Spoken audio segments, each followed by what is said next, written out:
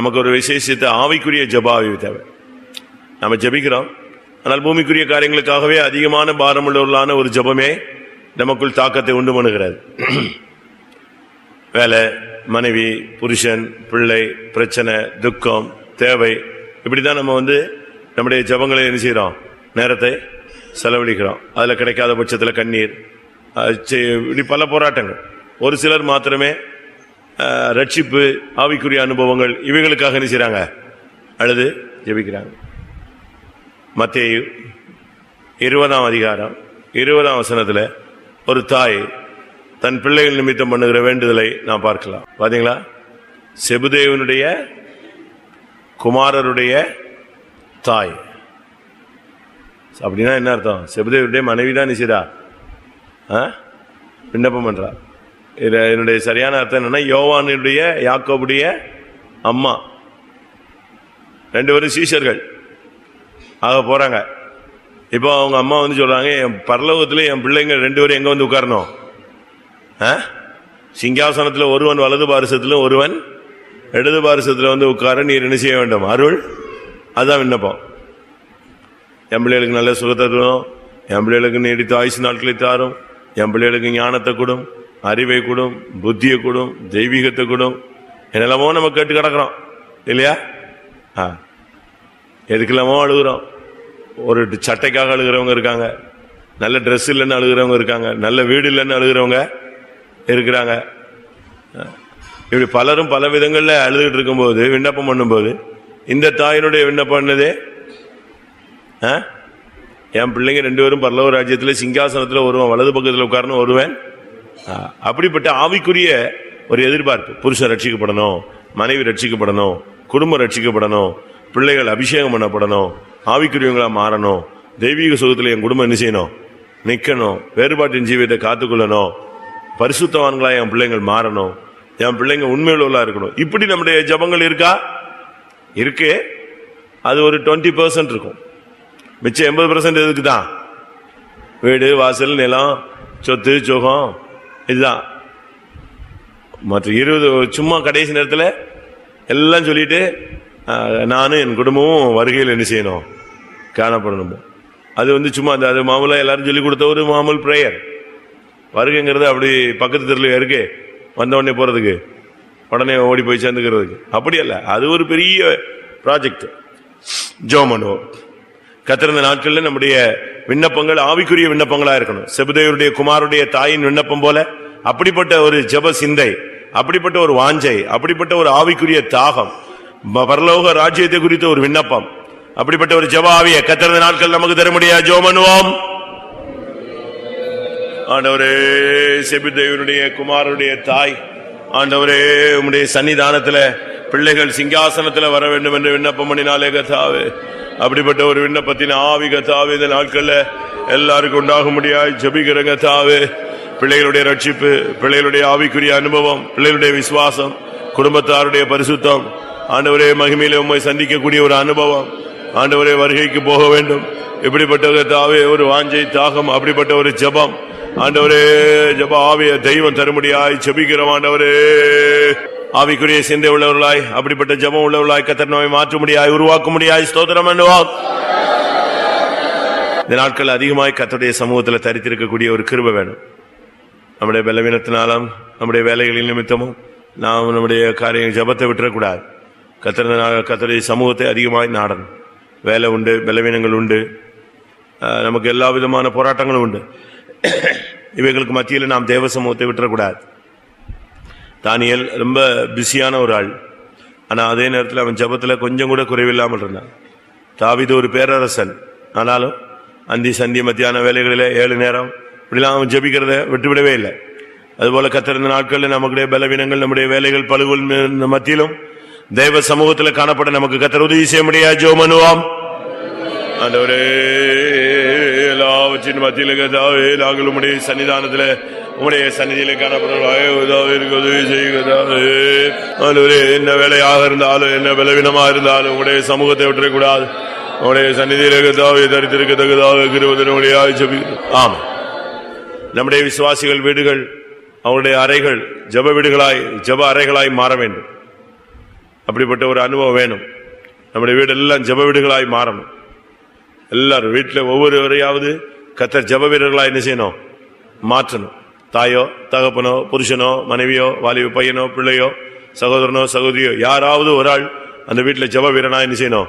இருக்கணும். அந்த வீடு ஒரு ஜெப வீடா இருக்கணும். கர்த்தர் அப்படி உதவி செய்ய முடியாது, ஜெப வீரர்களை எழுப்ப முடியாது. ஜெபம் பண்ணுவோம். கர்த்தாவே, குடும்பத்தில் ஒவ்வொருவரை கர்த்தாவே ஜெப வீரர்களாய் மாற்றும் ஆண்டவரே. ஆமென். யாக்கோபு அடிக்கடி தேவனால் சந்திக்கப்பட்ட ஒரு மனிதன். ஆனாலும் அவனுடைய ஜெப வாழ்க்கை கொஞ்ச நாள் ஒரு 20 வருஷமா மங்கி போய் கிடந்தது. அன்னைக்கு அந்த பெத்தேல்ல கர்த்தர் அவனுக்கு தரிசனமானாரோ அதற்கு பின்பு அவனுடைய வாழ்க்கையை அப்படியே அவன் ஆடு, மனைவி, இன்னொரு மனைவி, இன்னொரு மனைவி, இன்னொரு மனைவி, இன்னும் 4 பிள்ளை, இன்னும் 7 பிள்ளை, இப்படி 12 பிள்ளை, 13 பிள்ளை, இப்படி தான் அவன் மைண்டு ஓடிட்டே இருந்துச்சு. அவனுடைய மைண்ட்ல எல்லாம் எப்படி ஆயினும் நம்ம கொஞ்சம் வசதியா மாறிடணும், வசதியா மாறிடணும், வசதியா மாறிடணும். இந்த ஆடு என்ன குட்டி போடும்? அவனுடைய மைண்டு ஃபுல்லா வரி குட்டி போடுமா, புள்ளி புள்ளியா போடுமா, இது எப்படி செய்யலாம், அது எப்படி செய்யலாம், இதுல ஒரு ஆடு மிஸ் ஆயிட்டா இந்த ஆள் நம்மளை விட மாட்டானே. இவன் மைண்டு முழுசு எல்லாம் ஓடிட்டு இருந்துச்சு. கர்த்தர் அப்படியே இவனை டைவர்ட் பண்ணி விட்டார். இனி இவனை இப்படி போய்கிட்டு இருந்தான்னா இவன் எங்க வரமாட்டான்? தகப்பன் வீட்டுக்கே வரமாட்டான். அதனாலதான் இவனுடைய மைண்டை மாத்தி கர்த்தர் தகப்பன் வீட்டுக்கு சிந்தையை திருப்பினார். நீ புறப்படு.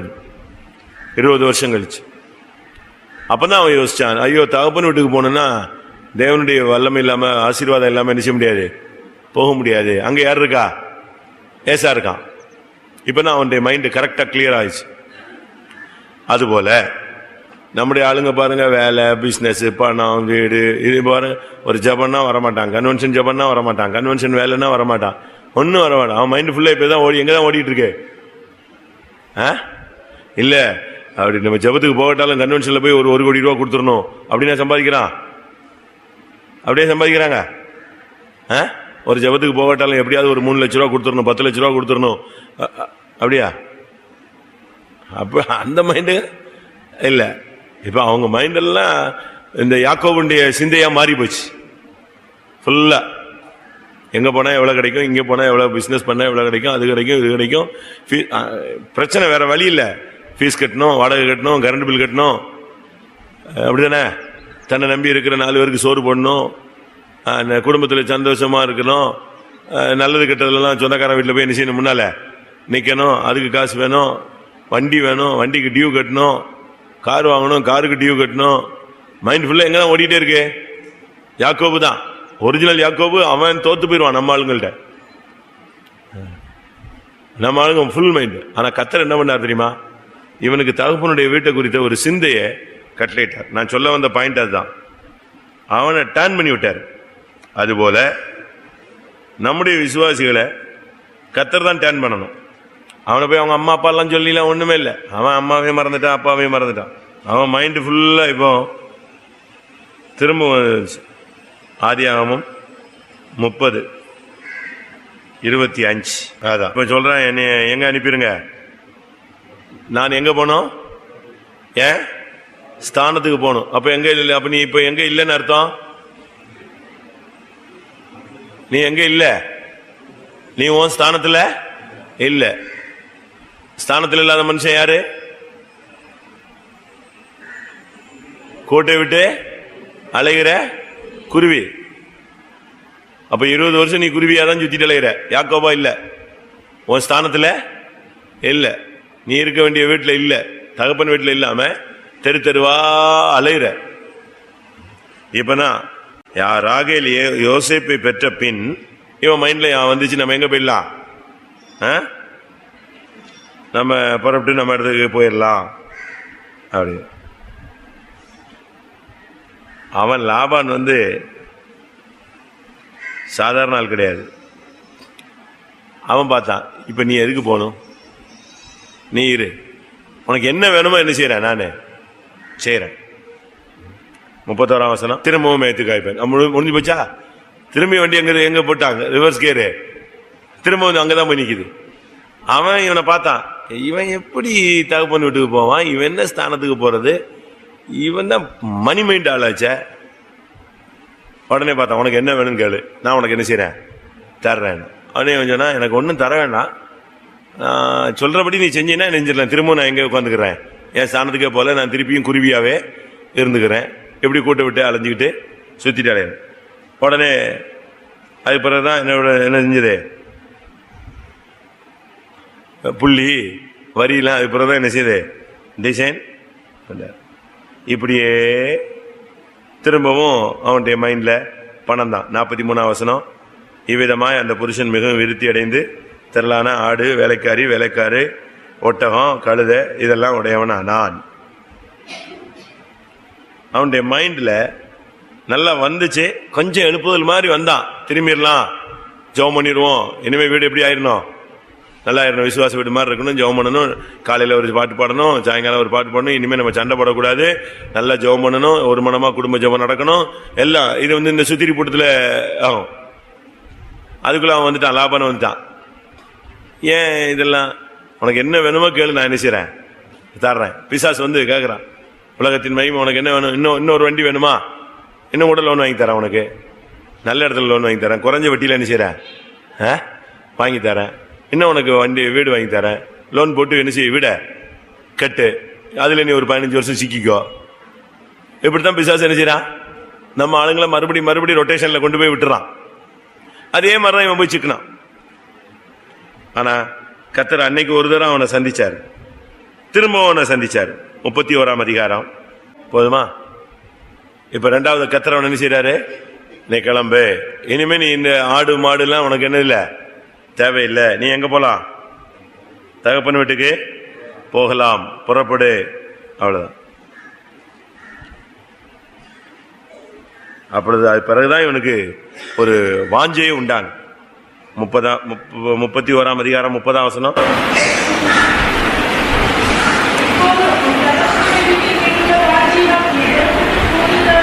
போகலாம் போகலாம். இப்பதான் தடை என்ன செய்யுது மாறுது, நீ போனா போ. தகப்பன் மேல் இப்பதான் வீட்டின் மேல அவனுக்கு என்ன வருது, வாஞ்சை உண்டாகுது.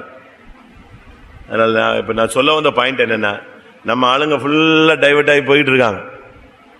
ஃபுல்லா பணம், வேலை, படிப்பு, ரொம்ப ஸ்பீடு நம்ம ஆளுங்கெல்லாம். ஆவிக்குரிய காரியங்கும் போது இவ்வளவு உற்சாகம் இல்லை.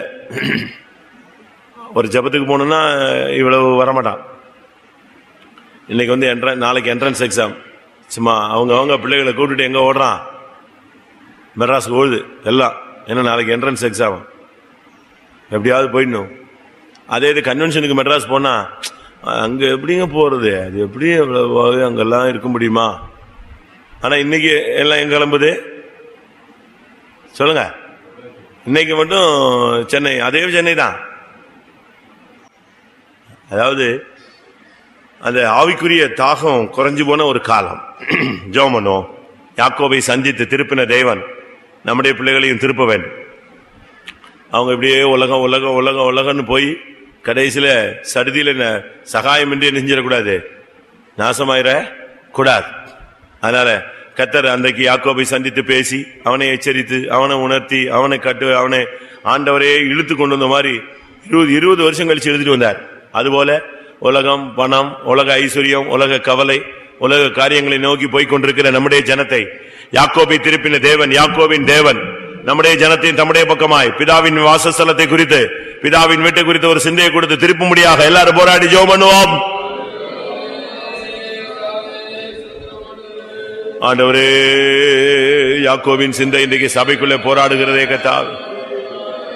யாக்கோபின் சிந்தை ஊழியர்களுக்குள்ளே போராடுகிறதே. யாக்கோபின் ஆவி விசுவாசிகளுக்குள்ளே போராடுகிறதே. யாக்கோபின் ஆவி வாலிபர்களோடு போராடுகிறதே. அன்றைக்கு யாக்கோபோடு போராடின தேவ ஆவியானவர் திரும்பவும் கர்த்தாவே அவனை இழுத்து திரும்பி தகப்பன் வீட்டுக்கு கொண்டு வரும்படியாக பிரயாசப்பட்ட தெய்வம் இன்றைக்கு எங்களுடைய ஜனத்தை திருப்பும், உம்முடைய பக்கம் திருப்பும். பிதாவின் வீட்டின் மேல் ஒரு வாஞ்சையை உண்டாக்கும், ஆவிக்குரிய வாஞ்சையை ஜனங்களுக்கு உண்டாக்கும். ஓரே பல பல பல பக்கர பக்கர பல பக்கதிர பல கர பக்கதிர பல கதிரா கர பக்கதிரா திரபனா திரா திரபானியா.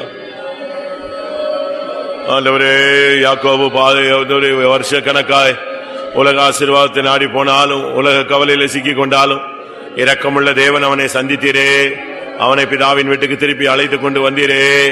அதுபோல கர்த்தாவே, பாதை மாறி போன ஒவ்வொரு விசுவாசிகள், வாலிபர்கள், ஊழியர்கள், விசுவாண்டவரே, சிறியோர் பெரியோர் எல்லாரையும் பிதாவின் வீட்டுக்கு கர்த்தாவே சிந்தையை கொடுத்து கர்த்தாவே திருப்ப முடியாய் ஜெபிக்கிறோம். பரமபிதாவின் வாசஸ்தலத்தை குறித்த வெளிப்படுத்தலை கொடுத்து கர்த்தர் திருப்ப முடியாய் ஜெபிக்கிறோமானவரே. நம்முடைய ஜனத்தினுடைய சிறையிருப்புகளை மாற்றணும். பலவிதமான சிறையிருப்புக்குள்ள, கட்டுக்குள்ள, போராட்டங்களுக்குள்ள, சிக்கல்களுக்குள்ள, கன்னிகளுக்குள்ள பல காரியங்களில் சிக்கி இருக்காங்க, அகப்பட்டிருக்காங்க. பல வல்லமைகளில் போய் இவங்களே விழுந்திருக்கிறாங்க. இப்படி பல காரியங்கள் இருக்கு.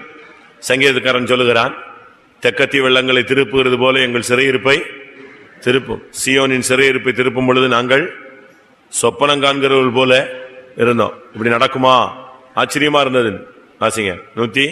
தெக்கத்தி வெள்ளங்களை திருப்புகிறது போல, வெள்ளங்களை வருகிற வெள்ளத்தை டைவர்ட் பண்ணி விட்டா எப்படி இருக்கும்? அணை உடஞ்சி வரும்போது திருப்பி விட்டீங்கன்னா எல்லாத்தையும் அடிச்சு அணிஞ்சிடும். அதுபோல சிறையிருப்பை கர்த்தர் மாற்றும்.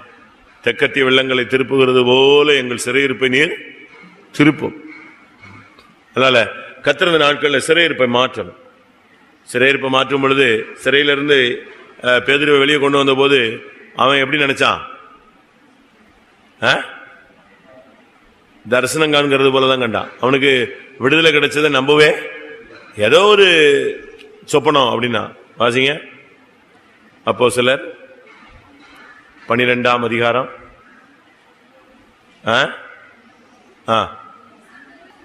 தரிசனம் காண்கிறது போலதான் அவன் செஞ்சான், யோசிச்சான். அவன் மைண்ட்ல அது தரிசனம் தான் யோசிச்சான். ஆனா கர்த்தர் அவனை வெளியே கொண்டு வந்துட்டார். அதுபோல நம்முடைய ஜனத்துக்கு விடுதலை என்பது ஒரு காணல் நீராக, கனவாக இருக்கலாம். கர்த்தர் அதை நனவாக்கணும். எந்தெந்த சிறையிருப்புல, எந்தெந்த கட்டுக்குள்ள, எந்தெந்த பிரச்சனைக்குள்ள, எந்தெந்த குழப்பத்துக்குள்ள சிக்கி இருக்காங்களோ, கர்த்தர் இந்த நாட்கள் நம்முடைய, அது ஊழியரா இருந்தாலும், விசுவாசியாக இருந்தாலும், புதியவர்களா இருந்தாலும், பழையவர்களா இருந்தாலும், வாலிபர்களா இருந்தாலும், வயோதிபர்களாக இருந்தாலும், பெற்றோரா இருந்தாலும், பிள்ளைகளா இருந்தாலும், எந்த சிறையிருப்புல இருந்தாலும் கர்த்தர் அவர்களுடைய சிறையிருப்பை வெள்ளங்களை திருப்பது போல இந்த நாட்களிலேயே உடனே திருப்ப முடியாது. சிறையிருப்பிலிருந்து நம்முடைய ஜனத்தை வெளியே கொண்டு வர முடியாது. போராடி ஜெபம் பண்ணுவோம். நம்ம ஜெபம் ஒரு ஆளையாவது வெளியே கொண்டு வரணும். ஆமென். 1:1. ஒரு ஊழியக்காரன் ஜெபிக்கும் பொழுது ஒரு ஆள் விடுதலை ஆகணும். ஒரு விசுவாசி ஜெபிக்கும் போது ஒரு ஆள் விடுதலை ஆகணும். ஹல்லேலூயா, ஹல்லேலூயா, ஹல்லேலூயா. ஆமென், ஆமென், ஆமென், ஆமென். ஹல்லேலூயா. கர்த்தாவே, தெக்கத்தி வெள்ளங்களை திருப்புகிறது போல எங்கள் சிறையிருப்பை திருப்புகிற தேவன் நீர் அல்லவோ? ஜனத்தின் சிறையிருப்பை மாற்றக்கூடியவர் நீரே. எந்த சிறையிருப்பில் இருந்தாலும், கலக்கங்கள்ல இருந்தாலும், துக்கத்தில் இருந்தாலும், குழப்பங்கள்ல இருந்தாலும், கன்னிகளில் இருந்தாலும், எந்த வல்லமையில சிறைப்படுத்தப்பட்டிருந்தாலும் இந்த ஜெபம் அவர்களை விடுவிக்கட்டும். இந்த ஜெபம் அவர்களை விடுவிக்கட்டும். இந்த ஜெபம் அவர்களை விடுவிக்கட்டும். இந்த ஜெபம் அவர்களை விடுவிக்கட்டும். இந்த ஜெபம் அவர்களை விடுவிக்கட்டும். சிறையிருப்பை திருப்புகிற தேவன் நீர் ஒருவரே. சிறையிருப்பை திருப்புகிற தேவன் நீர் ஒருவரே. சிறையிருப்பை திருப்புகிற தேவன் நீர் ஒருவரே. 400 வருட அடிமைத்தனத்தை தகர்த்தெறிந்தவரே. கட்டப்பட்ட ஜனங்களை விடுவிக்கிறவரே. சிறைப்பட்ட ஜனங்களை விடுவிக்கிறவரே. இன்னைக்கு எங்களுடைய சபையில கட்டப்பட்டிருக்கிறவர், சிறைப்பட்டவருடைய சிறையிருப்பை திருப்போம். அல்லேலூயா, அல்லேலூயா, அல்லேலூயா, அல்லேலூயா. ஒரு மனுஷனை ஒரு 15 கட்டு போட்டு கட்டி வச்சிருக்காங்கன்னா, நம்ம 15 பேர் ஜெபிக்கும் போது ஒரு ஆள் ஒரு கட்டாவது என்ன செய்யணும்? அந்த பிசாசு பிடிச்சவனை சங்கிலி போட்டு நினைஞ்சாங்க, கட்டி வச்சாங்க. அந்த சங்கிலியை கூட அறுத்துரும். எந்த வல்லமை? பிசாசின் வல்லமைக்கு சங்கிலியா இருக்க வல்லமை உண்டுன்னா நம்முடைய ஜெபம் என்ன செய்யணும்? தெரிக்க வைக்கணும். கன்னிகள் எல்லாம் என்ன செய்யணும்? தெரிக்க வைக்கணும். எல்லாரும் போராடி ஜெபம் பண்ணுவோம். அல்லேலூயா. வாயை தர, அபிஷேகத்தை உபயோகப்படுத்து. ஹல்லேலூயா ஹல்லேலூயா. ஓ ரபக்கன பக்கத்தினா கரபனா கத்திரபானியா. இயேசுவின் நாமத்தில் இயேசுவின் நாமத்தில் இயேசுவின் நாமத்தில் சபையின் சிறையிருப்பு மாறட்டும், ஊழியர்களுடைய சிறையிருப்பு மாறட்டும், விசுவாசிகளுடைய சிறையிருப்பு மாறட்டும், வாலிபருடைய சிறையிருப்பு மாறட்டும், புருஷனுடைய சிறையிருப்பு மாறட்டும், மனைவிமாருடைய சிறையிருப்புகள் மாறட்டும், குடும்பத்தில் பொறுப்பாளர்களுடைய சிறையிருப்புகள் மாறட்டும். ஆமா. சிலர் திருந்தலாம், ஆனா திருந்த மாட்டேங்கிறாங்க. பிடிவாதம், சுவாபத்தை மாத்திக்கொள்ள. இப்ப மனைவி ஒரு காரியத்தை நீங்க இப்படி செய்யுங்க அப்படின்னு சொன்னதுக்காகவே அதுல செய்யக்கூடாதுன்னு என்ன செய்யறது, அதே பிடிவாதம். புருஷன் ஒரு காரியத்தை சுட்டி காட்டிட்டாரு அப்படின்னு சொல்லி அந்த கோபத்திலேயே அந்த சுவாபத்தை என்ன செய்யறது இல்ல, விடுறது இல்ல. சில பிள்ளைகளுக்கு அப்படி ஒரு பிடிவாதம் இருக்கும். வாதத்துல மோசமான வாதமே இதுதான், பிடிவாதம் தான். அது மாத்தலாம், ஈஸியா மாத்தலாம். அந்த சுவாபத்தை உடைக்கணும். அந்த சுயம் உடைஞ்சிருச்சுன்னா என்ன செய்யும் அது. ஆனா ஒரு சில கேரக்டர்லாம் அவங்க விடுதலை வாஞ்சிக்கிறது இல்லை, அப்படியே இருக்கிறது. அந்த ஸ்டபர்ன் நேச்சர். இப்படித்தான் இருப்பேன், ஆமா நான் இப்படித்தான் இருப்பேன், நீ இருந்தா இரு, என் கூட வாழ முடிஞ்சா வாழ, இல்லைன்னா போயிட்டே இரு. அது எல்லாம் மடத்தனமான வார்த்தைகள், தெய்வீகமற்ற. நான் இப்படித்தான் இருப்பேன், நான் இப்படித்தான் செய்வேன், நான் என்னால முடிஞ்சா பார். அப்படிப்பட்ட வார்த்தைகள் எல்லாம் நம்முடைய குடும்ப வாழ்க்கையை சிதைக்கக்கூடிய வார்த்தைகள். மற்றொன்று, விசுவாச வாழ்க்கையவே செஞ்சிடும், சிதைச்சிடும். ஊழியக்காரங்க கூட ஒரு சிலர்லாம் பிடிவாதத்துல தான் ஊழியத்தை விட்டு போனது. என்னால இப்படிலாம் இருக்க முடியாது, என்னால அப்படிலாம் செய்ய முடியாது. செய்ய முடியாதுன்னு ஒண்ணுமே கிடையாது, செய்யக்கூடாதுன்னு ஒண்ணுமே கிடையாது. கிருபை இருந்தா எல்லாத்தையுமே என்ன செய்ய முடியும், செய்ய முடியும். நீ வாஞ்சித்தால் கர்த்தர் உனக்கு என்ன செய்வாரு, உதவி செய்வார். அதனால சில கேரக்டர்ஸ்ல ஒரு சிலருக்குலாம் ரொம்ப ஸ்டபர்ன் நேச்சர் இருக்கு. அப்படியே அதே தான், ஈஸியா தூக்கி எறியலாம். ஒரு நாள் ஜெபம் பண்ணா போதும், தாழ்த்தி ஒப்பு கொடுத்தா போதும், கொஞ்சம் மனசை விட்டு கொடுத்துட்டா போதும், கொஞ்சம் தாழ்ந்து போயிட்டா போதும், அந்த பிடிவாதத்தை என்ன செய்யணும், கட்ட தளர்த்துட்டா போதும். அநேக சுபாவங்கள்ல நம்முடைய புத்தியினத்துலதான் அந்த சுபாவம் நிச்சய மாட்டேங்குது, நம்மளை விட்டு போக மாட்டேங்குது. ஆனா அதே நேரத்தில் பாருங்க, சொந்தக்காரங்களுக்குள்ளேயோ விசுவாசிகளுக்குள்ளேயோ ஊழியக்காரங்களுக்குள்ளேயோ சண்டை வந்துருச்சுன்னு வச்சுக்கோங்களேன், செத்தாலும் மூஞ்சில முழிக்க மாட்டாமா. அதுல பயங்கர வைராக்கியமா இருப்பான், பாத்திருக்கீங்களா? அப்போ அவனுக்கு நல்ல காரியத்திலேயும் கெட்ட காரியத்திலையும் பிடிவாதம் என்ன செய்யுதே இருக்கு. ஏரியா பிரேயர் சீச்சி, இவனுமே அவங்க வீட்டுக்கு போவானா, என்ன அந்த வீட்டுல ஜபமோ கல்யாணமோ சாவோ எது வந்தாலும் நிச்சய மாட்டான், போக மாட்டான். இதே போல நீ இந்த வைராக்கியத்தை, மாம்ச வைராக்கியத்தை எதுல காட்டு, ஸ்பிரிச்சுவல்ல காட்டு. கலாத்தியர்ல வாசிக்கிறோம், நல் விஷயத்தில் வைராக்கியம் பாராட்டுவது நல்லது. நல்ல காரியங்கள்ல நீங்க என்ன செய்ய, வைராக்கியம் பாராட்டு. எத்தனை 4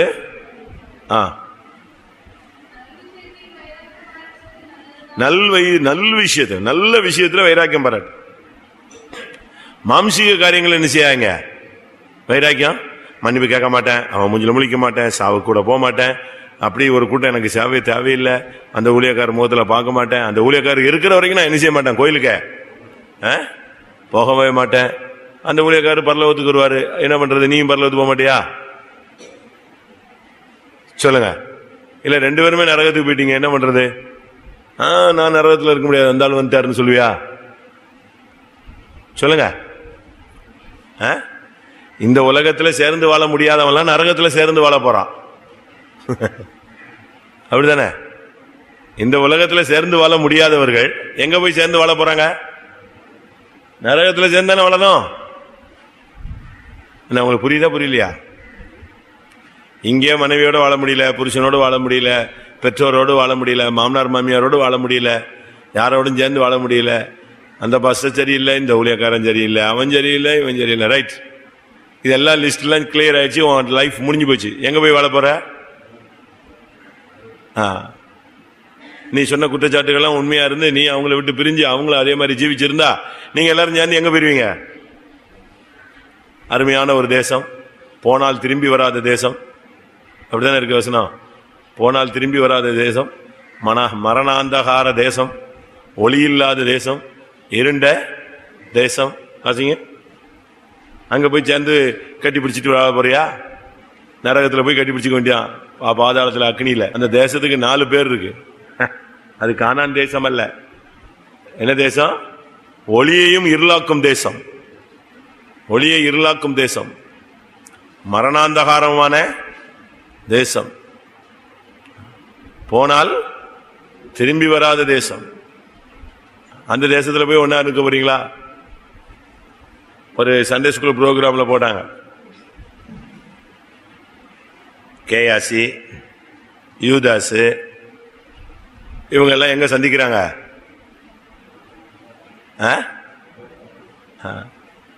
அங்க சந்திச்சுக்கிட்டு சண்டை போடுறான். கேயாசி சொல்றான், இயேசு கூட இருந்துட்டு இப்படி பணம் இவன் அவனை சொல்லுவான். கேயாசிய ஊழியக்காரன் கூட இருந்துகிட்டே நீ என்ன செஞ்சிட்ட? போய் வாங்கிட்டு வந்து குஷ்டரோகி, உலகத்திலே நீ குஷ்டரோகி, இங்க வந்து என்னடா சாதிச்சுட்டான்? அவன் நீ மட்டும் என்னதை சாதிச்சிட்டம்மா? இவன் யாரு? கேயா சொல்லுவான், ரட்சகன் நானாவது ஒரு தீர்க்கதரிசி கூட இருந்து பின்மாறி போயிட்டேன், நீ யாரு கூட இருந்தே கூட போயிட்ட? இயேசு கூட இருந்து. நான் வந்து எலியாவை விக்கலடாப்பா, எலிசாவை நான் என்ன செய்யல, காசுக்கு விக்கல, நீ தான் நெஞ்சிட்ட. மீட்பெரிய ஆத்தும மீட்பெரிய வித்தவனாச்சே. எங்க எங்க சண்டை போடுறான் 2 பேரும்? நரகத்துல. ரொம்ப நல்லா இருந்துச்சு அந்த ஆர்டிக்கல். நான் உட்கார்ந்துருந்தேன் இன்னைக்கு, நானும் ஒரு கெஸ்டா போயிருந்தேன் அந்த ப்ரோக்ராம். இன்னொருத்தர் இருப்பான் அதுல, ஞாபகம் இல்லை எனக்கு. 3 பேர் ஒருத்தனை அடிச்சுக்குவாங்க நரகத்துல. இவன் அவனை சொல்லுவான், அவன் இவனை சொல்லுவான், இவன் அவனை சொல்லுவான், நீ இப்படி பண்ண அப்படி பண்ண. சேர்ந்து அதான் இங்க சேர முடியாதவெல்லாம் எங்க போய் சேர்ந்துட வேண்டியதான். அப்படி போய் சேர போறீங்களா? அப்படி சேர போறீங்களா? யாராவது இங்க இருக்க முடியாது, விட முடியாது. சில பழக்க வழக்கங்கள் நம்மளை போட்டு கட்டுப்படுத்துது. பேசவே பேசாத, பேசவே பேசாத, பேசவே பேசாதன்னு சொல்லுவோம். பேச மாட்டேன் பேச மாட்டேமா, டபால்னு பேசுவான் பாருங்க. ஒரு ஆளு கூட்டத்தில் எப்பவுமே கத்திட்டே இருப்பானா உற்சாகமா. ஒரு நல்ல ஒரு ஹிட் பாயிண்ட் சொல்லிட்டு அவனுக்கு என்ன ஆயிடும்? உற்சாகத்தில் அல்லேலூயான்றான், ஏதாவது ஒன்று சொல்லிடுவான். அது வந்து கூட்டத்தில் அப்பப்போ என்ன எப்படி இருக்கும்? டிஸ்டர்பா இருக்கும். இவன் சொன்னதை கேட்டா திடீர்னு அல்லேலூயா அப்படின்னா உடனே என்ன செய்வாங்க ஜனங்கள்லாம்? ஒரு சிலர் திரும்பிடுவாங்க, ஒரு சிலர் பரியாசமா பார்ப்பாங்க, ஒரு சிலருக்கு அந்த பிரசன்ஸ் போயிடும். அதனால அந்த உற்சாகத்தை அவனால கட்டுப்படுத்த முடியல. அது அவனுடைய பழக்கம். ஒரு நாள் அந்த சபையில் ஒரு ஃபாரினர் வந்தார். இந்த பாஸ்டருக்கு அவர் ஏதாவது சொல்ல இவன் கத்தி கத்தி நெஞ்சிருவான், சபையவே டேன் பண்ண வச்சிருவான், குழப்பிடுவான். அதனால தம்பி நீ கத்தவே கூடாது. ஏன்னு கேட்டான். இல்லை நீ கத்திராத, நீ கத்தினா மற்றவங்களுக்குலாம் டிஸ்டர்பா இருக்கும். சரி நீ கத்தாம இருந்தீன்னா உனக்கு ஒரு செட்டு செருப்பு வாங்கி தரேன். உனக்கு செருப்பு இல்லைன்னு கேள்விப்பட்டேன், உனக்கு என்ன செய்யறேன்? உனக்கு சப்பல், அருமையான சப்பல் வாங்கி தரேன். ஆனா அங்க கூட்டம் ஃபாரின்ல இருந்து வந்திருக்காரு. அவர் கூட்டம் முடிஞ்சு போற வரைக்கும் நீ என்ன செய்யக்கூடாது, கூட்டத்துல கையாமையான்னு கத்தி ஏதாவது அலையிலையா ஏதாவது பண்ணி குழப்பிடாது. ஓகேன்ட்டான். கூட்டம் தொடங்கி பாட்டெல்லாம் முடிஞ்சு பிரசங்க சூடு பிடிச்சிருச்சு. சூடு பிடிச்சா இந்த பாஸ்டர் இவனை தான் பார்த்துட்டு இருக்காரு. இவன் கத்திருவானோ, இவன் கத்திருவானோ கத்திருவானோ. ஜனங்கள்லாம் இவனை அப்பப்போ பார்த்துக்கிறாங்க. ஏன்னா ஃபாரினர் ரொம்ப ஸ்பீட் பண்றாரு. பாயிண்ட கூட்ட கூட்ட இவனுக்கு கண்ட்ரோல் கிடைக்குமா கிடைக்கலன்னு இவ இருக்கிறவங்க அவ்வளவு இவனை தான் பார்த்துட்டு இருக்கான். ஐயோ கத்திருவானோ கத்திருவானோ கத்திருவான். திருப்பி சந்தோஷம், ஏன்னா செருப்பு வாங்கி கொடுக்குறேன்னு சொன்னதுனால அவன் நினைச்ச மாட்டான், கத்த மாட்டான்.